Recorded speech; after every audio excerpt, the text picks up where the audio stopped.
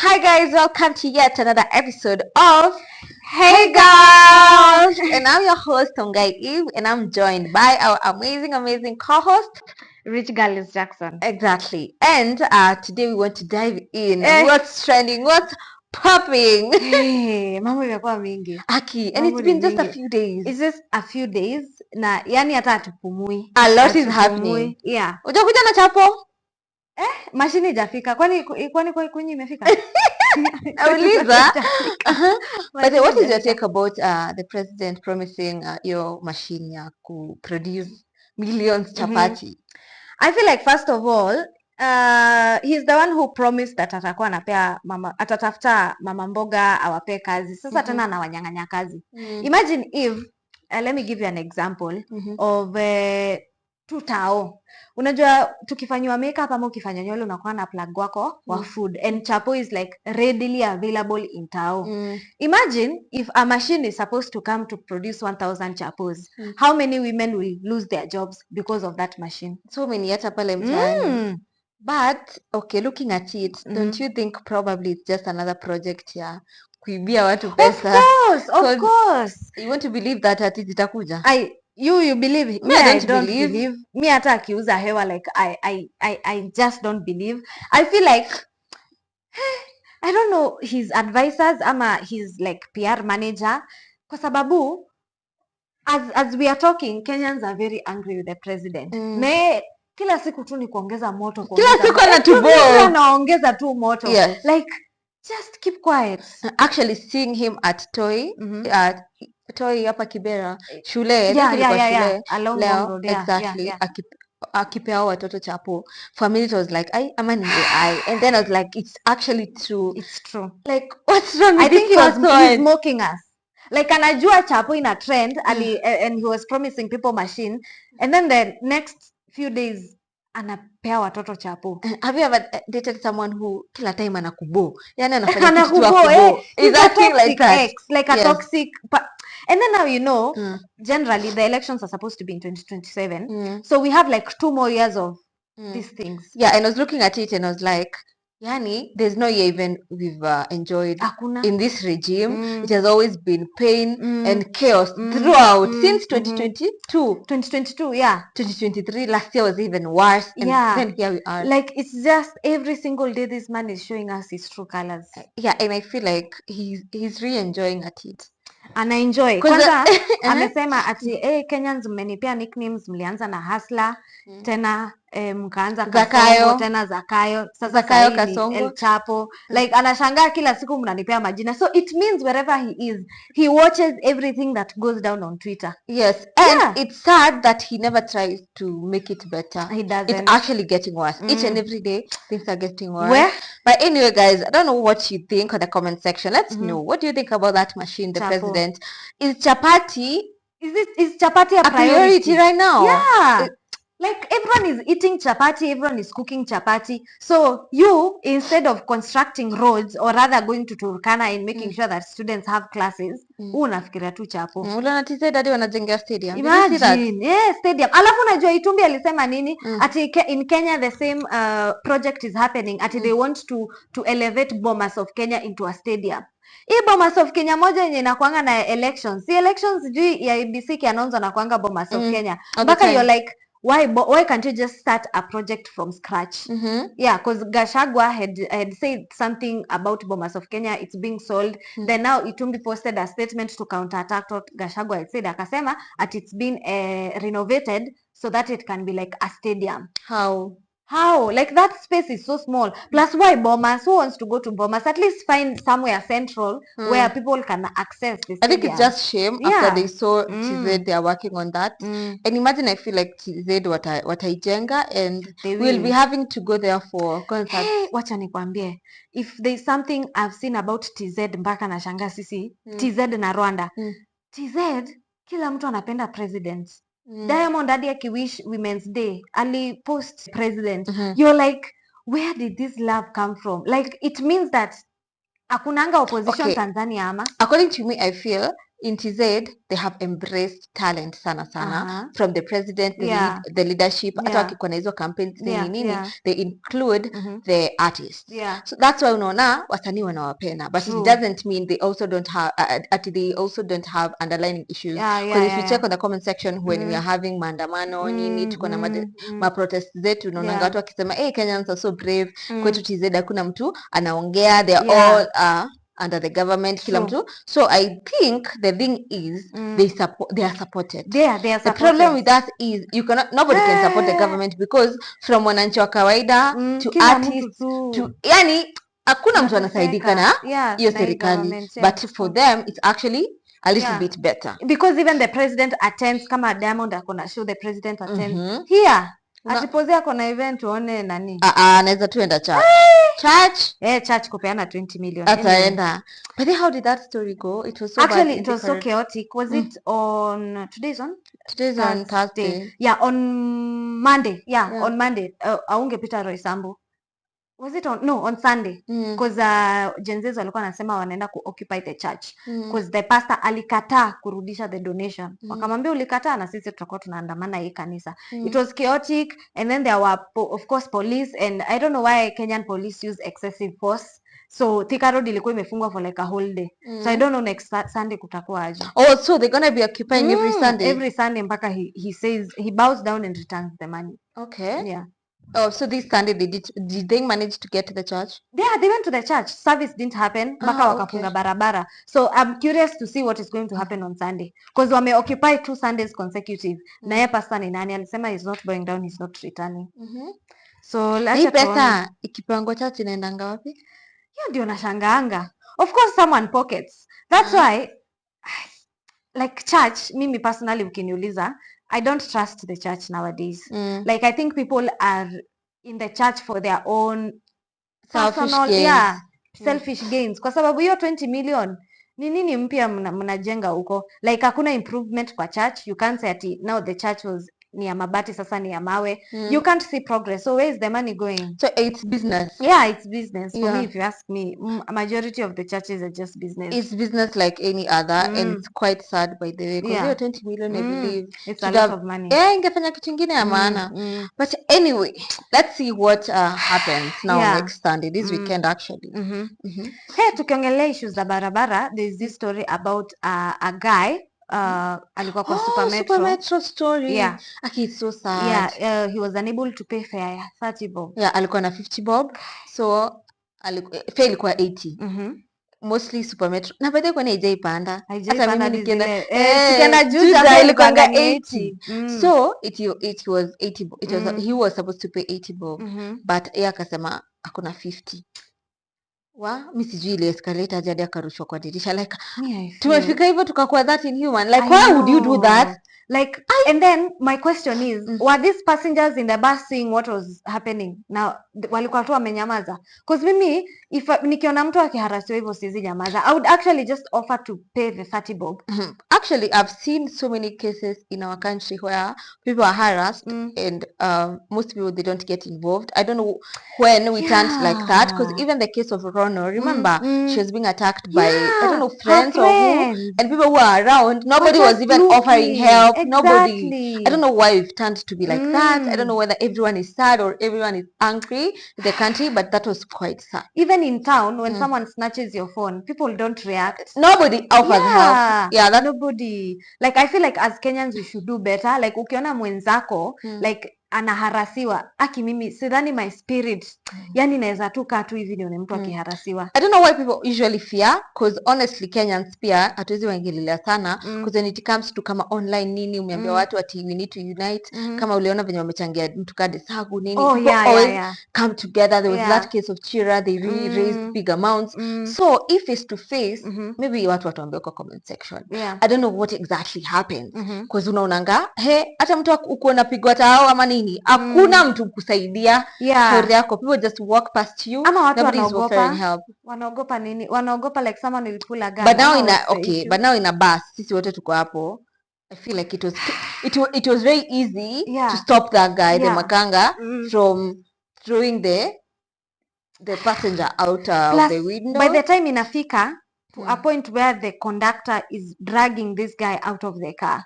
Of course I know they had argued for a while. Na wanasumbuana wanavurutana. Hakuna mtu tu angesema manze ni pesa ngapi, ni 30 bob. Cause yani 30 bob surely. Me feel I would really want to understand the situation, what exactly happened. I want to understand before he got pulled out. What were the conversations? What were people saying? Because me nishaikuwa kwa situation where I was going home, I was in a matatu, and then the conductor, and then I don't understand why conductors by the some of them wanakuanga wamelewa. Like unasikianga tu hiyo harufu ya pombe kidogo alafu vile wanasemanga fare ni 66, ukishapanda mat tena amesema ni 80 and then mnaanza kuargue. You know, ama kunakuwa na wale watu unajongelea tu ujaza gari unaweza pata hao walisema ni 50 alafu conductor ni 80. Hiyo kitu ishainifanyikia. And then this guy was dragging. Kuna mtu mmoja walibishana na yeye, alikuwa anatry kumtoa kwa gari. All of us tuli scream kwa matatu. Tukamwambia in fact wewe conductor mlevi ndio unafaa ushuke. Why are you under the influence at your place of work? That was quite unfortunate. We should do better. And maybe somebody who was there and would like to tell us what exactly happened. They can just come atueleze nini ilikuwa ina happen, unajua. But that was a very sad was wrong. Because now imagine if this guy had a child or a wife, sisters, brothers, mothers. Now they're planning for a burial. And mtu alirushwa. It's so unfortunate. And then can you imagine the pain he went through? Kurushwa, like he actually died on the spot. It's sad. Kurushwa ni kama ilikuwa mbaya sana. So I feel like the learning points for this story is one, ukiona such an incident that is happening, please ingililia tu. Ingililia tu, try to de-escalate the situation. Then I also feel conductors, if mtu hajalipa fare, kukue na place unaweza report. Like don't handle the matters on your own. Like if the super metro whatever, kuna mahali unaweza report, wanakuanga na ofisi, go report the customer to the office or take them to a police station. Never take the matters on your hands, please. That was so unfortunate. It was extremely wrong. Anyway, the next story, there's this content creator anaitwa Mike Mushiri. Oh my. He does an amazing job. He's been a comedian. Actually I love his skits. Alikuwa anajiita mama Tamsi, akifanya zile za nini akiwa amevaa kama mama. And then he is also a singer. He used to share footage of him in the church singing and watu walikuwa wanampenda. And during the finance bill alikuwa like extremely active. He took his time akaeducate watu about finance bill, what exactly in vernacular language. Alikuwa na explain ya watu yani in details, watu wenye wako mashinani waelewe what exactly the finance bill is all about. During protest, I think actually there was a time even he was abducted or arrested. He got arrested. And then Kenyans made noise, watu wakaenda wakamsaidia na alitoka. Hey, sasa now what happened is I think he was it Zanzibar ama Dar es Salaam, I'm not sure where he was, and he shared footage of him in a jeans and a shirt, watu walikuwa naita crop top that was showing the belly. So people concluded that he was coming out of the closet. Actually, I don't know that one, but there was a video he did and it had so many flags. I remember I was seeing it with Linda. Which flags? Like different flags. I'm gonna show you. And Mimi, but you know he has deleted all the videos. From his feed, we concluded we come out of the closet nani weeks ago kitambo. Okay. So hii ingine yenye imekuja saa hii I'm like nasi alisema kitambo ama what is going on? So you feel like why are Kenyans angry at him? Okay, first of all, I feel like he was doing an amazing job. Akiwa tu kama Mike Mushiri akifanya comedy skits zake and everything he was doing was amazing. I don't really understand why he felt the need to come and tell us about his sexuality. One thing about that. Secondly, I also don't understand why people are angry. But first of all, I would like to understand, why do you think he felt? You know why I think people are angry? Acha nikwambie. You say like the moment there's a period of time he used to post about church, and he actually on a voice poa. Ushamsikia Kimba? He's extremely talented. He's like a vocalist. He used to share footage of his Christian life and being saved and being at the altar. So majority of the criticism came from people who followed him as a Christian, because they're like, okay, we were tumeokoka, we are saved, Jesus is Lord. And you know Christianity, pastors wanasemanga they don't support the LGBTQ community. Yeah. So majority nikiangalia hizo comments, majority of the people who are commenting on his videos were like, okay, Mike, you've been leading a Christian life, what happened? So that's one. Secondly, majority of the Kenyan, me, I feel like they're homophobic. Like they haven't really accepted the idea of LGBTQ, so everyone has their different opinions. So I feel like for me, someone's sexuality wouldn't bother me. Mimi, I'm very straight. I would never look at a girl in a like that would never happen. No, lazima I clarify. I'm as straight as an Asian hair. Unaona vile nywele ya Asia zinakuanga straight. A ruler. But that doesn't mean. And I have people, I have friends of the LGBTQ communities, but rule yangu inakuanga, I'm straight. I respect you for coming out of the closet, but don't try to convince me to be like you. Like, let's just coexist peacefully. So maybe if someone comes out of the closet, of the fridge, like cookie come out, it doesn't add a paycheck. I don't feel like it's an issue. Like, why is it bothering me at now that you've decided you're gonna be dating? Okay, yeah, how is it my problem? I feel we can coexist peacefully. Yeah, we can, without being bothered by someone. It's the same way you see Kenyan. They're usually very bothered by, hey, where Liz, where Eve, una date nani? Like, it's quite so unnecessary. Yeah. You'll find someone telling you, we hata una mtu sahi, unafaa kuwa umeza. I'm like, okay, honestly, I'm a content creator. Yeah. You should be bothered. Oh, Eve, you've not even given us some content. Yeah. What's happening? But now being bothered by, we una date nani, is the same as being bothered as mtu ameamua. It's quite unnecessary. We focus on the wrong thing. Yeah, what someone is doing with their private parts is none of my business, to be quite honest. Because, like, how is it my business? But I feel like the moment... maybe they feel if you're an influencer, you're going to influence some other people negatively. Probably. You know, let me tell you something. Now that if you think about it deeply, it can actually bother you kidogo. Especially myself. I have a brother who is very young. My brother and I had to corner a very big age gap of like 16, 17 years. My brother is really small, he's 10. Ukiniambia, as much as I don't bother myself with like I don't care if someone is part of the LGBTQ community.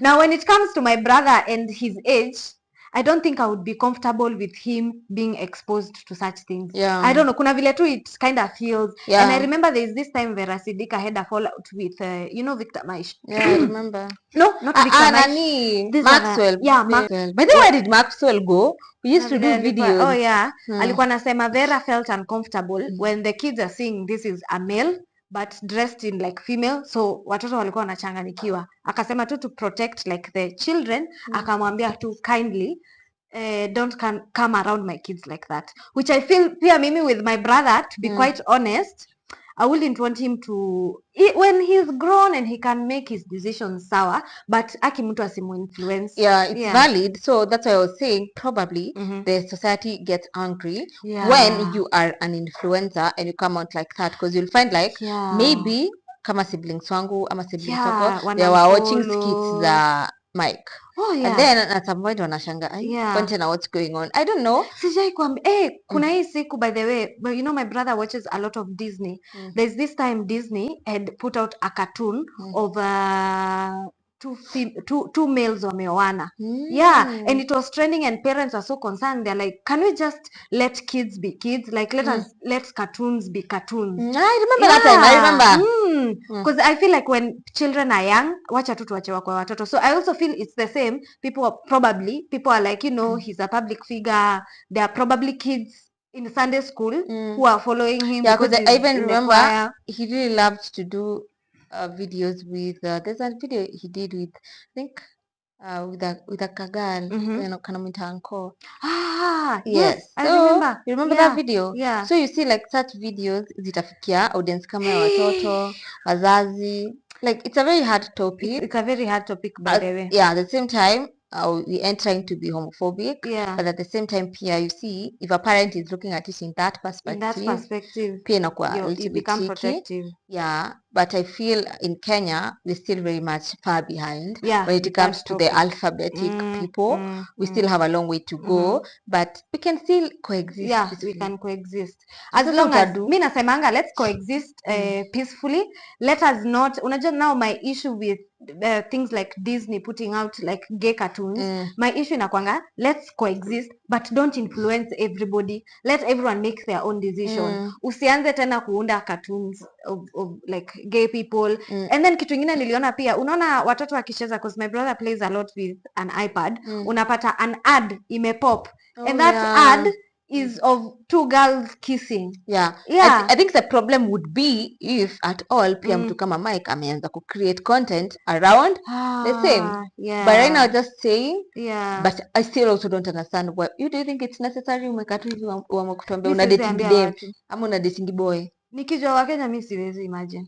I can't. It's quite unnecessary. Me I'll stay in the fridge, in the closet. I don't know why. I don't know. You can you? I can't because me atana hiyo. Me even right now I've decided even somebody that I'm dating I wouldn't tell them. I don't think it's anyone's business. Yeah, it's not, because me by the time I can't even post my boyfriend. Me if I'm seeing someone na waseme ni wa post ama tuachane, mi tunaachana. Mimi siwezi kuwe. Hata mkono kwambia hivyo. Mtu akini, no, I'm just saying yani but unajua watu wanasemanga unapewa hiyo ultimatum. Unaposta watu waachane. Mi siwezi. Mi hata mguu siwezi. Unajua vile Wakenya huwa watatafuta wajue hiyo mguu ni ya nani, but I just feel like that's something very personal to me. So if at all I can't post a normal relationship, mimi if I'm not gay, I would never be. Yeah, and this obsession of Kenyans with who somebody is dating or their sexuality should just come to an end. Yeah, it should, like, just stop, just mind your business. Stop minding our business. I feel like it's just curiosity. But you see, if by the way, let me teach you something. Me feel if you as a content creator, you don't want a part of your life to be known by the public, don't tease them. Mimi, I normally have an issue with these people who say they are not posting their kids, but they post their kids with emojis. Mi nasemanga, it is either hot or cold. Don't, because let me give you an example. Let's say you give birth to a baby girl. Utaki kumpost, but unampostingi na emoji. Of course I'll be curious. Ama uko na mtu alafu unampostingi na emoji. Of course I'm going to do my own investigation and find out. Usionjeshe mtu like it. Unaona kama Nancy Moi, the reason why I respect Nancy Moi, she does not, we know she has a daughter, but she has never posted the daughter. She will never post the daughter with an emoji on top, because the moment human beings are very curious. Ukishinda umetease mtu kitu, of course they'll go and find out. Like of course watatafuta vile watatoa hiyo emoji. So if you don't want to post about your partner, don't post. Acha kutuwekea mkono mguu, tena amepiga picha yeye ameangalia chini. There's a meme I saw, it was being said ati yani it's a level of madness to post for us your partner that we didn't even ask you about, and then you put an emoji like kuna try kudu, alafu akibreak up unasema respect our privacy at this time. What is private? Like what is that kuanga kwa social media, alafu nyinyi wenyewe ndio umetuambia mmeachana, then mnatuambia to respect privacy. Kama niko na nayo twende nalo, if kama tunachambana online tuchambane. Hiyo ndio naambianga mtu, like me myself, I would never post a hand, a finger. I would never. I think lele tu babe, hata mimi nishajipatanga hako ulikuwa na shetani. Sijaiweka that way. Kuna mapenzi kama mpya nini shetani ni mbaya sana. But I can't even blame them. Like sometimes you make mistakes, because mimi hata mimi nakumbuka excited. My first love nikiwa sijui form 2 form 1 nilikuwa nimeka bio, nimeka jina yake kwa bio. Unajua hiyo time ndio Instagram ilikuwa imekaa. Na wewe no, hiyo time tulikuwa washamba, hata hatukuwa tunaona kama ni bio. On bio sijui umeandika jina yako na ya huyo mtu. Like when I look at those kind of things right now, I'm like, what was I doing? Thank God your time hakukuwa na hii mambo ya screenshot tambo like 6-7 years ago. But I feel like mimi it's either hot or cold. It's either I post or not. Hii mambo ya kuweka emoji juu ama umeenda a whole photo shoot. But by the way, hebu niwaulize tu leo, hiyo story ya kuambiwa ngwa ati uta grow up watoto wako wataona let me just I ask. think it's true. You know why? Celeb. You know why? Today, before I came here, I was watching Keeping Up with the Kardashians. And there's this part, of course, you know, Kim Kardashian became famous because of a sex tape. And that was 20 years ago. So do you imagine 20 years ago when she was doing a show in New York, akapata mtoto akicheza kwa iPad, like aka emoji of her crying face ilikuwa kwa hiyo game, and then ukiklik hapo inaonyesha to watch the latest Kim Kardashian video, click ya nani mtoi wake alikuwa anacheza. So after kuinvestigate akapata like there was someone who had gotten these tapes, alikuwa anataka kuzi-release afresh. And this is 20 years later. So it has to be someone with bad motives. Not like ati mtoto ata grow aende kutafuta hizo vitu. But someone with bad motive. But mtoto anaweza bump into them. I think so. Yeah, but honestly, your story emoji pia mimi. Ebu nikuulize. Let me give you an example of Vera Sidika, like the way she wears katakundu. Why are you laughing? Katakundu ni thong. And like her, you know, bamba is so out. Big. The kids later anasemanga, of course she knows wataona. Like unaweza feel aje ukiona mama wako hivyo? I don't know. Probably the kids will go to an international school and they will be by that time exposed. They will be like, unajua to cool kids tunakuanga si tuko exposed si kama tutoito ushago. So labda hata watoto watakuwa si kama vile watu husema kama Gavin si mkubwa. Yeah. Na mamake, but I feel like siku hizi amepunguza. Kuna venye atavani, watu wanasema mtoto. Because she's married, like you can tell there's a very big difference. Yeah, true. So I feel, I don't know, but I feel myself, I'm very cautious about what I post. Me myself, kwanza I have a small brother. Sometimes unapatanga kwa simu yake amefanya ka vlog na shanga mpaka anasema, guys, welcome to my YouTube. Today I'm pranking my mom and my sister. He has a YouTube channel. Anafanya video. So hiyo inamaanisha he watches. Now imagine if I just post. Me wouldn't lie. I've never been cautious about me. Me, I'm not cautious for people. Me, I'm cautious for myself. But you also post in bikinis. I do, but hata nikwambia kuna angles. Kuna angles mimi uzingatia. Before iende na kwanga nimeangalia, ukitilt camera hivi kuna kitu unaona ukiweka hivi, you know, like I'm cautious.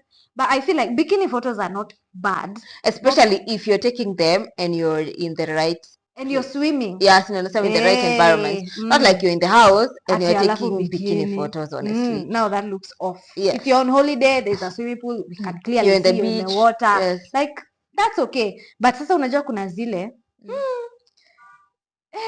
like let's say Vera is doing a club appearance. She can wear like a thong and then have a fishnet juu. You know, for her that's a lifestyle. Unajua for us, like you will occasionally be in a bikini when you're on vacation. Yes. Yeah, kuna like you're different. But Vera is super comfortable. She goes all out for her kids. So yeah, anasema she doesn't mind. Mimi on the other hand, I would not ordinarily post my ass every single day. So I'm cautious for myself. Nitasema tu I'm cautious. Yeah, but unajua babe, to each their own. Yeah, to each their own. Unataka kukuja hapa kwa advice watoto wa wenyewe venye watalelewa. Do you even have a kid? I don't even have a, who am I even? Even utaambiwa. But I feel like to each their own. Like not every person does things the way we. Yeah. You know, there's also this, we tend to feel like this is the way things are supposed to be done. There's no manual in life. Kila mtu afanye kitu yenye namwakia. If you want to post in your bikinis, if you want to go in a club naked. Yeah. Like, kwanza mimi I'm the last person mwenye nafaa ku advise about how you wear. But honestly, na feeling watu ni misjudge about how I wear. Because it's not like ati. I feel okay. Ati nakuanga uchi, but kila mtu atakuwa like unakuanga uchi. My friend. I feel if I try. I feel okay. Yeah, anyway, next topic. So the next topic is there was a story of Aziad. This story na kutoka last year, babe. Yeah. She had been, I think, in Germany for 3 months or so, and she recently came back. She made an announcement, and the first appearance she made was on her radio. Where she addressed all the questions that fans were asking her. And she actually said that she doesn't borrow money to fund her lifestyle. Glamorous lifestyle. Then she was asked about if she's paid the debts she owed people. She said it's up. She's dealing with the people directly involved. What was the other question? That was it. It was the two questions watu wameuliza sana about whether she borrows to fund the lifestyle and kama amerudishia watu deni. Okay. What's your take on all that? First of all, I feel it was unnecessary to address it. It's been a minute. Yeah. Angenyamaza tu. I feel it was. Wewe mtu akiwa na deni yako unamwona business class uko tu sawa. No, nasema yeye. Oh yeah. Okay. Angenyamaza instead of addressing it because ilikuwa imeshapitwa na wakati sahi. Watu waliongelelea kitambo. But you know why I feel she felt like she would have addressed it. When people are talking about it, she was not in Kenya. So I probably feel she felt akirudi Kenya, she cannot ignore the fact that it's too much. Yeah, trending for the wrong reasons. But now they're addressing the way it came out. I feel most people felt she was a little bit rude or I don't know. She didn't take accountability. Exactly. She didn't take accountability. And I also feel she was kind of right saying that she's dealing with the issues na wale watu wako na madeni privately. Because now what do you expect her to say? What do you think? Personally, I feel like I don't even know her at a personal level. So at easy stories, they're like, I'm seeing them online like everyone else. I don't know what's true and what's not true. But if at all there were people she owes debts, I feel the right thing to do was to text these people and tell them, hi, I know I owe you this amount of money. I will pay back in this period, and also apologize for, unajua ukiweka pesa ya mtu for a while kuna vile mtu feel labda hata hiyo pesa ilikuwa ni ya biashara ama mtu alikuwa amebudgetia pesa, so talk to the person, apologize, then communicate a date where you feel you will be able to refund the money. That's number one. Number two, hapa online is when I have like a mixed feeling, because I feel like you know, when you're famous and you have numbers, sometimes you owe your fans an explanation. Sometimes because your fans are the reason why you get deals, because they're the ones who engage with your content. They support you. The fans are the ones who as much as you're hardworking, they're the ones who have given you the platform for you to excel to where you are. So more often than not, when some gossip comes up about you, the fans expect an explanation. It's like the same way following a couple. Sindio?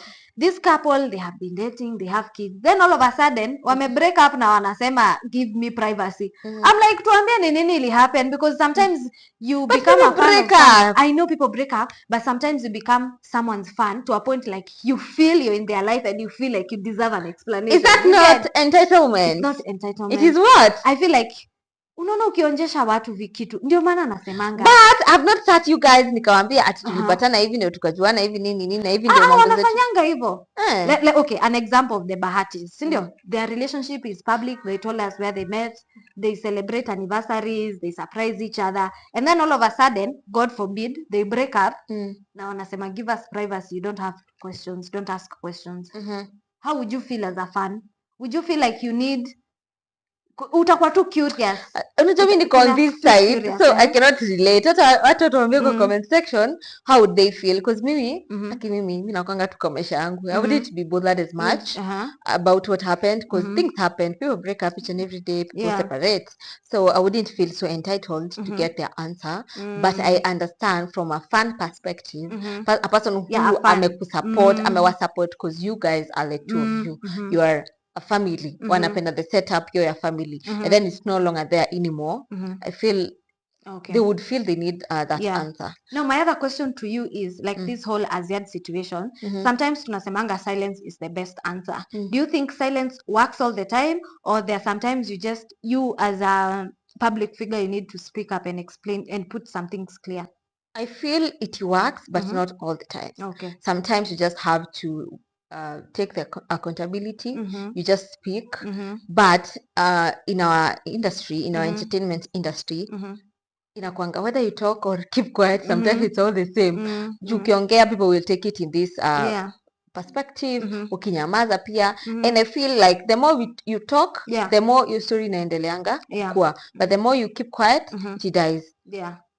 So I don't know. I think it's 50-50. It depends. But I also feel, for every situation that happened, I always try to learn from it. Like this Aziad situation, myself, if today, let's say I was in a financial crisis and I need money, do you know, I would actually even never call you. You know why? Because Mimi, I feel like when it comes to money, you should have like 3 people when you're comfortable asking for money from them. I think I only have mi nakuanga na mama angu, kuna mama angu na like some 2 friends au kama hawana wacha ikae, wacha ikae. We would never find ati nimekupigia Eve unaweza nisaidia na hii amount, because I feel like when it comes to finances, like you should know your boundaries. You can't just borrow money from everyone, then to make it worse, you're a public figure. Like ukiomba some people pesa watakuanika eventually. And then the fact that tunajuana ama tuko kwa the same space or we work on the same company doesn't make us friends automatically. True. Most people we confuse that. We can be colleagues, we can be in the same industry. Yeah. Exactly. But we are not friends ati unaanza kunitrust na mambo zako. Because me I've come to realize human beings are very weird. Mtu atapata tu kitu ya kuangusha nayo moja. Trust nobody, suspect everybody. Nila nata kupoteza ni female friendship. Trust nobody, suspect everybody. Like you don't owe anyone full disclosure. If you meet someone and you have a chance to lie, danganya. Mdanganye. Yani mdanganye, wachanganye. Wakienda hivi kukudakua, pia wao wamechanganyikiwa. Wanachanganya walisema hivi akani hivi. Wachanganye wote. So on the last topic, there was this thing that was trending today. Betty Chalo and the boyfriend anaitwa Shali. I think Shali. Ndio wachale ama Shali ama nani? Unajua Shali huyu inapronouncewa Shali. Yeye anajiita. Labda atatuweka yeye aseme haitwi Shali, anaitwa anyway. So he posted that they had broken up. We're done. In the morning. Unaangalia English yake? Ni zile English unasoma ni kama ni Black American. Hey, Jesus. So jioni akasema he was under the influence of alcohol and they are together and he's going to apologize to her. Okay. My first point is where I hold my beer. Let me take this beer. I feel like for me with Betty Chalo, of course I'm 25. I don't know if I'm in the rights to advise a woman who is in her late 30s. But with Betty Chalo, I normally feel like when you're under the influence or when you're taking alcohol, do not expose yourself. In this sense, we have so many instances of Betty Chalo being in front of the camera while she's drunk.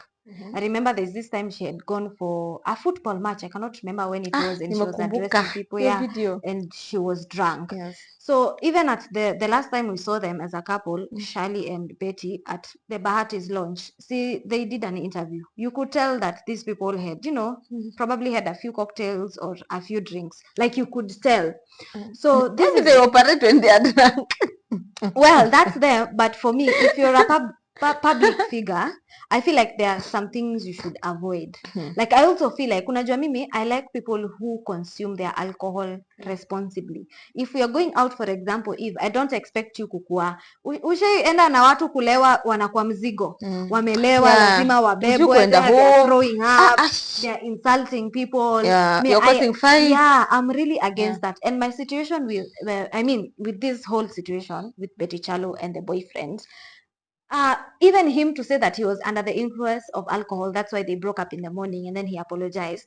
I feel like sometimes when you do something, you can't undo it. Like we've already seen how you're handling your situation in a very immature manner because you are under the influence. Does it mean every single time you drink, like you will tell us things that we were not supposed to know? Yeah, because in the first place, why did we even get that information? Why? Yeah. How was it our business? Mbona I feel that urge? And it's said anything that somebody says when they are drunk or under influence is something that is in their mind. Ama imekuwa ikigo on in their mind, just that they didn't have the courage to say it when they are sober. Exactly. Alcohol gives you the courage to say things that you would not say when you're sober. And then drunk thoughts are true thoughts. Like this person had thought about that thing, and them being under the influence, they have the courage to say it. So for me personally, I feel like with this whole situation, with Betty Chalo, like there are some things I see and I'm like, really, Betty? The bar's too low. Like, really? I'm like, okay, I'm not trying to be judgmental, but I feel like you're not trying, you are.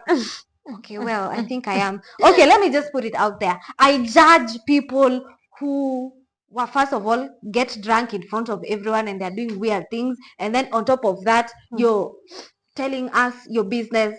Especially for her, I feel like it's not bad to take alcohol. You can have a few drinks, but in that moment, let it be intimate with you and your partner or with your friends. First of all, don't record yourself. I've never understood how tulifikangaje hapo kwa kujua mambo ya relationship yao. How did it happen? I think they went public with their relationship. Oh, themselves. Yeah, they did. Okay. Yeah, themselves. But now I feel like, and then there was a scandal of the boyfriend had allegedly not cleared a bill in a hotel. That's actually the first time I interacted. And don't remember that story?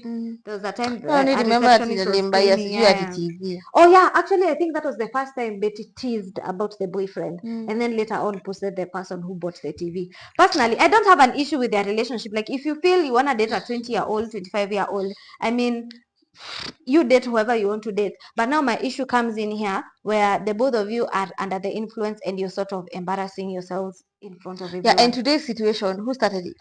Charlie. Oh. He's the one who posted, and then later, and then they were seen to have. And then ametuletea story alafu ameshinda hapa akisema ati don't advise my woman. Tusimuadvise. Sijui nini ati you're calling her advising her. Yani ushapata watu wana address unnecessary enemies. Yes. Not unnecessary enemies that are not don't exist. Yes. Unexisting enemies. Personally, yeah, like if I'm your friend Eve and let's say you're under the influence and I see you with your phone, nitakwambia manze Eve, toke masimu kando, cause sijui utapigia nani, utadrunk text nani ama utapost nini. Me I will always look out for you. So I feel kwa kupost there's a call but kupost. I feel like if you know someone would likely do such a thing, like protect each other. But now how would you protect each other if the both of you are like drunk? Mi na feel in a relationship, as much as both of you are drunk, kuna moja anafaa kuwa kidogo ni kama ako sober. All the time. Amwezi kuwa, care of the other person. Amwezi kuwa nyinyi wote mmelewa. Because sasa what happens if maybe you're supposed to drive back home? Exactly. Or, you know? Wait, did they have a driver on Bahati's day? How do I know that, babe? No, you are there. Probably you people. So me, I was there to look for people who have drivers and who doesn't have. I mean, I got there late. I didn't even see their arrival, or even when they are giving out the speech, I was not there. So I don't know. Well, I mean, I just wish them all the best. But for me, because we've not rather known Charlie for a long time. But you see what I was telling you, babe. Kenyans are always very invested in relationships, and that's why you see celebrities, they'll always give you that because it's one of it is now keep relevant. It's one of it is now keep relevant. Ama? Yeah, actually, a family brand sells more than a personal brand.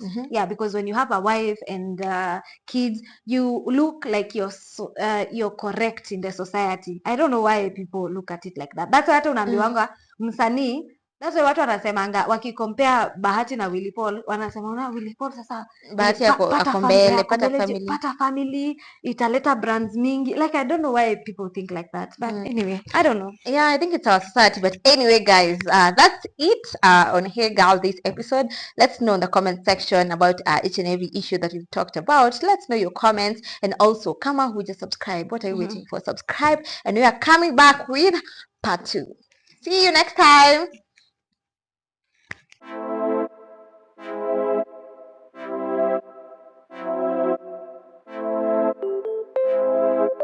One.